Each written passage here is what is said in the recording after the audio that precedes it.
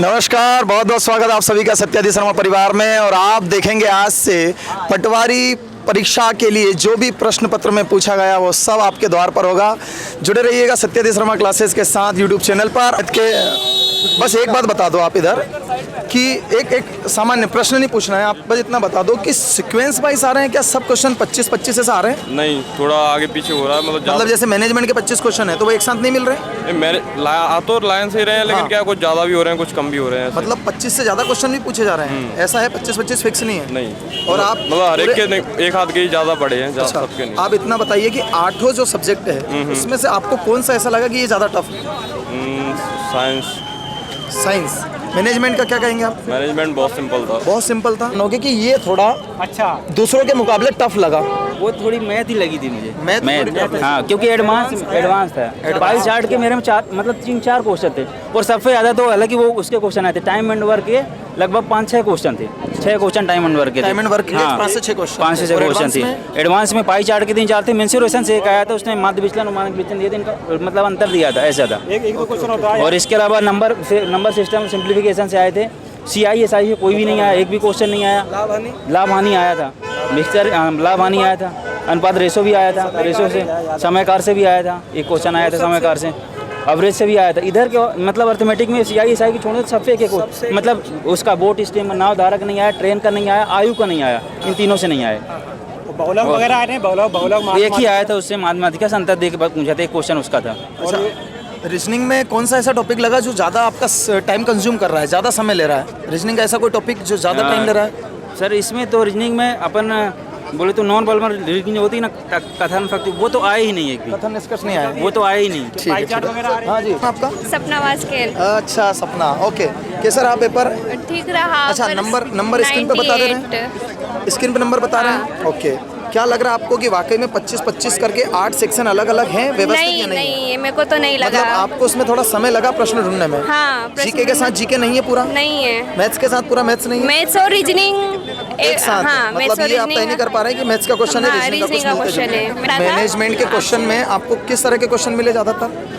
किस टाइप के क्वेश्चन? वो विपणन वाले उससे ही पूछे मतलब वित्तीय व्यवस्था से थ्योरी पूछी गई है ना? थ्योरी थी और एक तो उसमें डायग्राम भी दे दिया था, वेन आरेख। ओके। आप किस सब्जेक्ट को सबसे टफ मानेंगे 8 में से आज के पेपर के हिसाब से? 8 में से मैं तो मैनेजमेंट को ही मानती हूँ। मैनेजमेंट को मानोगे, ठीक है। देखिएगा, कुछ ऐसा है कि तैयारी के ऊपर है। किन्हीं लोगों की तैयारी मैथ्स में कम है तो उन्हें मैथ्स टफ लगा, किसी को मैथ्स मैनेजमेंट बहुत आसान लगा है कि वो कह रहे हैं कि पूरे प्रश्न थ्योरी से पूछे गए हैं। जैसे ये आप ही ने लिख कर लाए, चने का रासायनिक नाम पूछ लिया है, CO2 गैस के बारे में पूछा है, फिजिक्स से क्वेश्चन जो है कम समझ आए हैं, ऐसा प्रश्न आए हैं, रिप्लेस है, शॉर्ट की से क्वेश्चन पूछे गए कंप्यूटर में, और सरलीकरण, अनुपात, समानुपात, कोडिंग, डिकोडिंग, टाइम और डिस्टेंस, ऐसे साधारणतः जो प्रश्न पूछे जाने चाहिए मैथ से पूछे गए।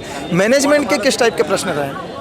मैनेजमेंट के काफ़ी क्वेश्चंस ऐसे थे कि मतलब आप किस चीज़ को कैसे हैंडल करते हो, इससे रिलेटेड क्वेश्चंस थे। और हिंदी के बारे में बताएंगे आप? हिंदी में कहाँ से प्रश्न ज़्यादा है? हिंदी में ज़्यादातर क्या कहते हैं उसके क्वेश्चन थे, पर्यायवाची पूछे थे ज़्यादातर। और क्या कहते हैं वो करेक्ट पूछने, शुद्ध वर्तनी। हाँ। मतलब कुल मिलाकर आपको मैं कहूँ, मैं हर बार कहता था कि जो हिंदी के व्याकरण की रीढ़ की हड्डी है वो शब्द है। विलोम, पर्यायवाची, अनेकार्थी, समानार्थी, शब्द भेद, शुद्ध वर्तनी और ये शब्द युग में यही टॉपिक सबसे ज़्यादा पूछे जाते हैं। अलंकार से प्रश्न मिला? नहीं। छंद, रस, अलंकार? नहीं। तीनों से नहीं मिला? इसमें हिंदी साहित्य से कोई प्रश्न? नहीं। संधि से कोई प्रश्न? नहीं। संधि से कोई प्रश्न नहीं? समाज से कोई प्रश्न? नहीं, संधि समाज से कोई भी क्वेश्चन। वर्णमाला से प्रश्न? वर्णमाला से भी नहीं आए थे। उसमें उत्सव प्रत्यय का पूछा था कि किसका क्या। उपसर्ग प्रत्यय से प्रश्न है। मतलब कुल मिला के ऐसा मान लें 90% पेपर आपका हिंदी का शब्द वाले। कौन सा सब्जेक्ट ज़्यादा टफ लगा? मैनेजमेंट लगा। मैनेजमेंट लगा। अच्छा, कुछ को मैनेजमेंट, कुछ को जो है मैथ्स टफ लगा। 25-25 क्वेश्चन बराबर है? हाँ। सभी के बराबर नहीं, अलग अलग है सर। अलग अलग हाँ, है। अलग मतलब जहाँ 25 क्वेश्चन मैनेजमेंट के शुरू हो रहे हैं, क्या सारे ही 25 क्वेश्चन एक साथ है? नहीं, एक साथ नहीं, अलग एक साथ नहीं, 5-10 मिलके फिर और कहीं मिलेंगे? हाँ, ऐसा मिल अच्छा, रहा है। ऐसा है।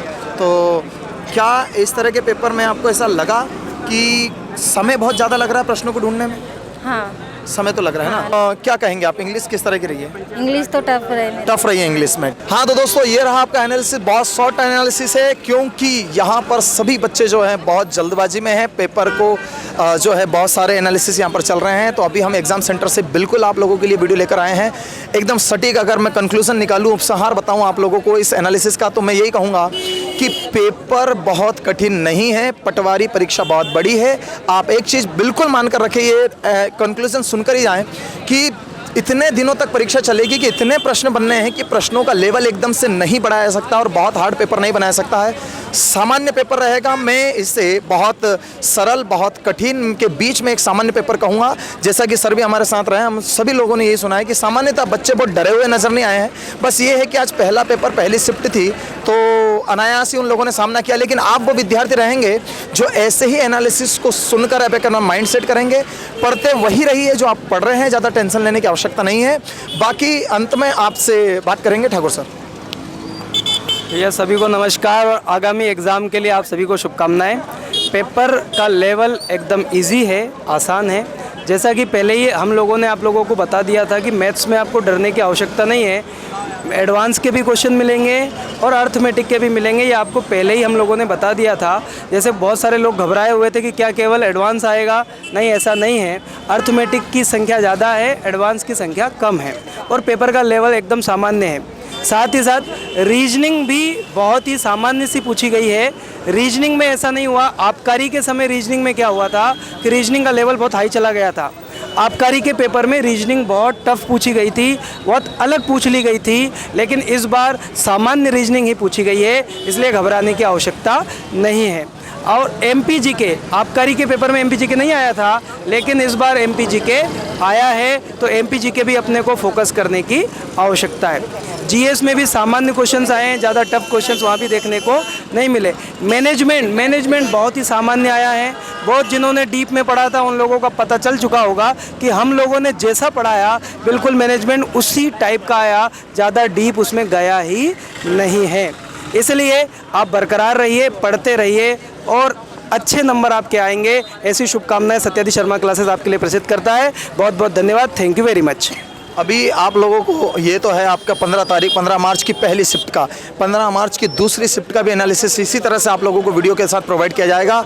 जुड़े रहिएगा सत्यादि के शाम के एनालिसिस के लिए, आप बिल्कुल इंतजार कीजिएगा। एकदम सटीक एनालिसिस, कोई डराने का नहीं, बच्चे सामने हैं, जो बोल रहे हैं वो आप तक है और उसका कंक्लूजन आप लोगों के बीच में है। सत्यादि के साथ जुड़े रहिए।